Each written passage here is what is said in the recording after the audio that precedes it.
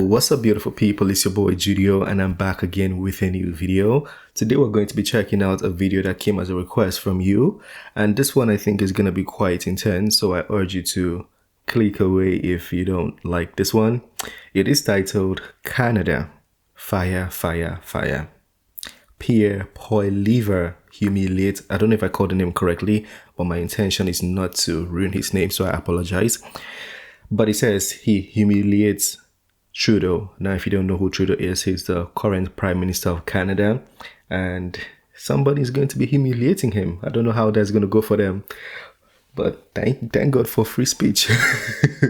Without wasting your time, let's check it out. The Auditor General came out and said they've spent an extra $1 billion plus specifically on homelessness. Well, that sounds good, but they can't keep track of how many homeless people there are in Canada. They'd spent $1 billion in the regulatory environment before pulling the plug because they couldn't see a way to get to the finish line, or even Keystone XL. $1 billion. $1 billion, just in the regulatory process. The only thing worse than that was an interview with Jordan Peterson. failing is failing expensively, and that's what this Prime Minister is doing. So what's happened to the energy sector in Alberta since the Trudeau Liberals took power?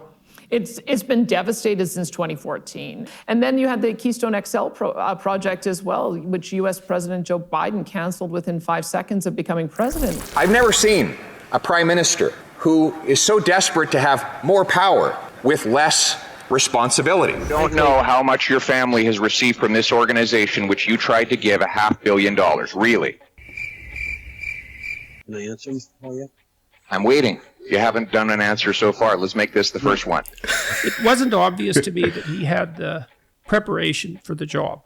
My understanding is there is Okay, I must say, free speech is a thing. You guys, if you live in Canada, please appreciate free speech. I don't know how far you can go saying this about the president of my country. I'm just saying. misunderstanding of the minister's words. Well, he's lying.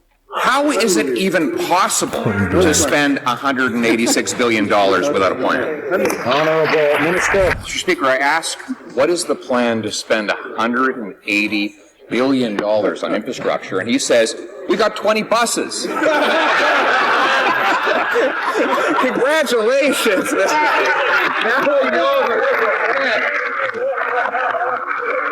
It's intense, though.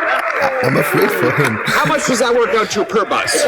If Mr. Trudeau's last name had been anything other than Trudeau, he wouldn't have ever been the leader of the Liberal Party or the Prime Minister of Canada. And it was only after police told us that they needed this special power. The advice that we were getting was that that law enforcement needed the Emergencies Act. A very strong consensus among law enforcement that the Emergencies Act was necessary. Did you ask the government or representatives for the invocation of the Emergencies Act? No, there was never a question of requesting the Emergency Act. Did yourself or anyone in the OPS request the invocation of the Emergency Act? I did not make that request. I'm not aware of anybody else in the Ottawa Police Service who did. We have heard from police officials at this committee and at other committees in this Parliament. To date, none of them have indicated that they've actually asked for the invocation of the Emergencies Act. So who actually asked for it?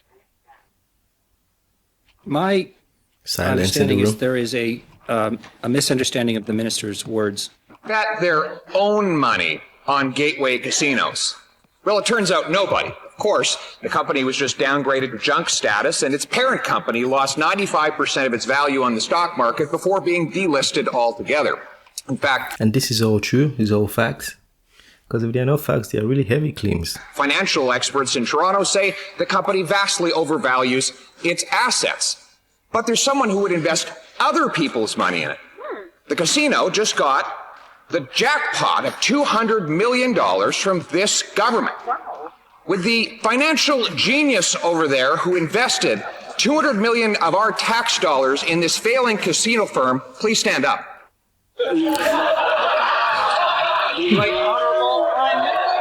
I don't believe that he ever says a word that's true. From what I... This is probably why they asked Jordan Peterson to go for social media training. So that if you guys are not in tune, sort of ask the man to go and get social media training before he gets back his psychological license, or before he can practice as a psychologist, something like that. Don't quote me on that. I'm just speculating at this point because I read it somewhere, but I'm just trying to recollect. I've been able to observe. It's all stage acting. He's crafted a persona. He has a particular instrumental goal in mind, and everything is subordinated to serve that. Why? So, what's the motivation?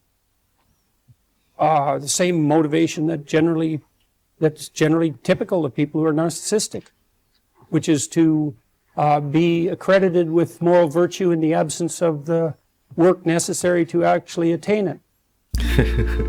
JP, that's my guy though. Thank you very much, Mr. Speaker. You can't help when you take a walk through this country feeling like everything's broken. Inflation is at a 40-year high. What's inflation now? What's inflation in Canada now? Million Canadians visited a food bank in a single month. In the GTA, the Greater Toronto Area, that number was 180,000 in one general metropolitan area. 1 in 5 Canadians are skipping meals because they can't afford their groceries, and about half of Canadians are $200 or less away from insolvency. The number of insolvencies is up by a fifth compared to a year ago, the biggest increase in 13 years. 1 in 6 businesses are considering closing their doors. Households now face the prospect of 15% of their income going to debt servicing alone, a recent record. Mortgage interest costs for the average family are up 11% year over year, the biggest increase since 1991. And if you do renew your mortgage... Again, I'm just asking, I just want to be sure. These are facts? Because these are big claims. Now, keep in mind, Canada is one of the best countries in the world, according to, I think there's I forgot what that list is called, but I think for the past how many years, Canada has been the #1 country in the world where people want to migrate to. And if they're experiencing this, imagine other countries in the world, what they're going through.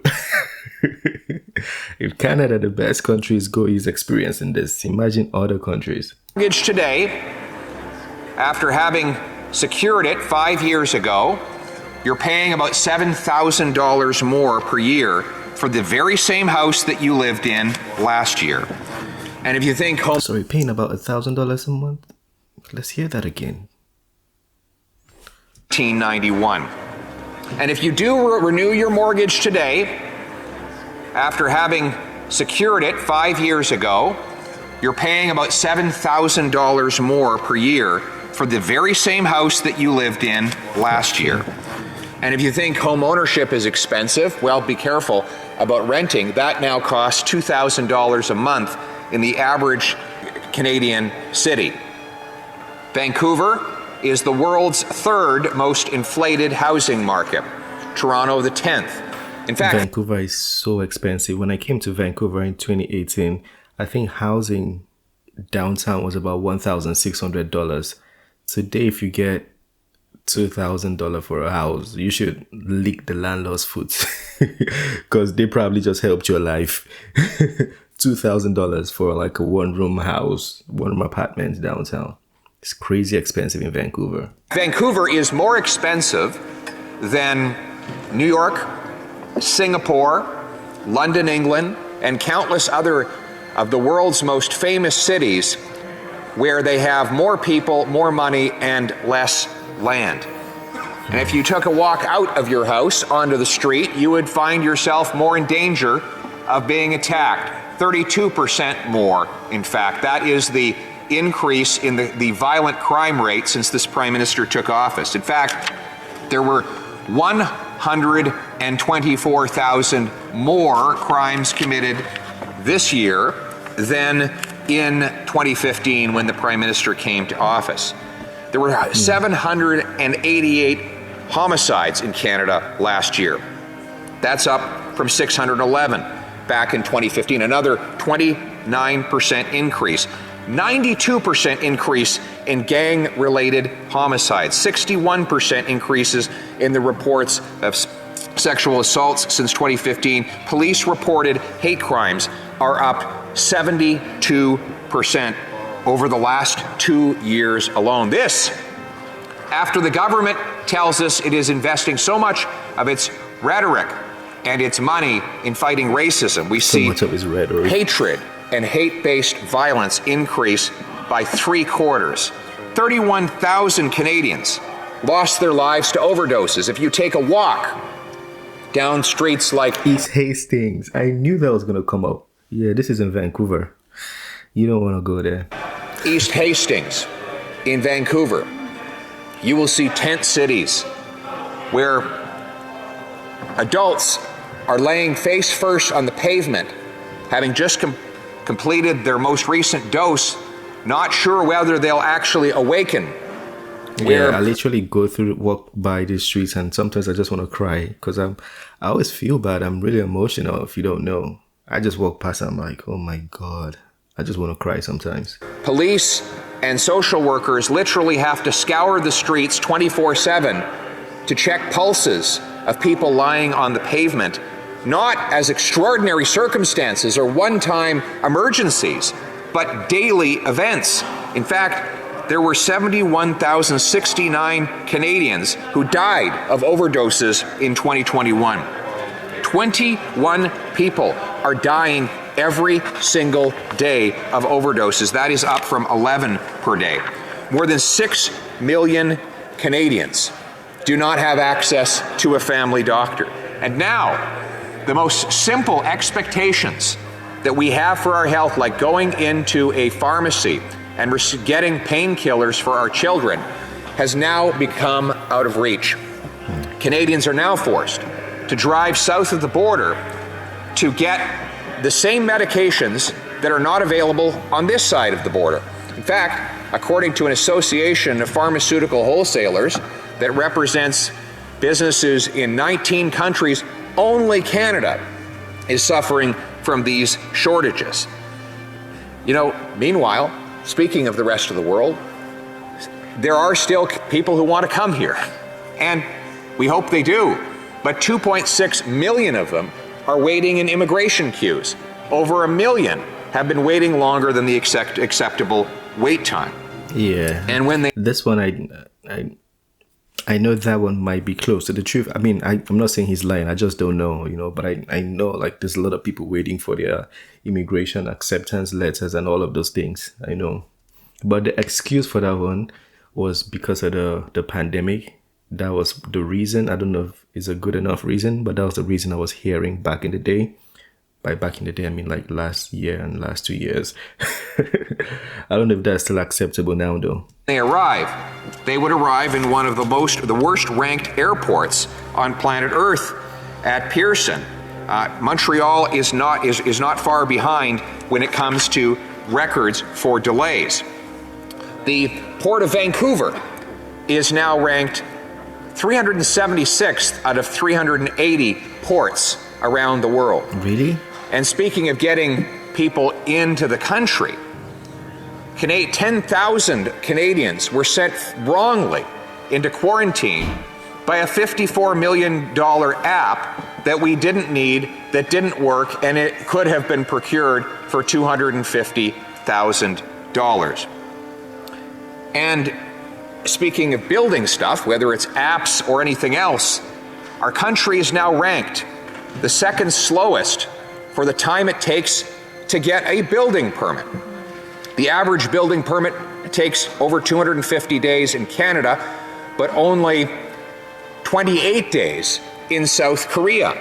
No wonder we can't build the factories, the pipelines, and most important of all, the houses that give people homes.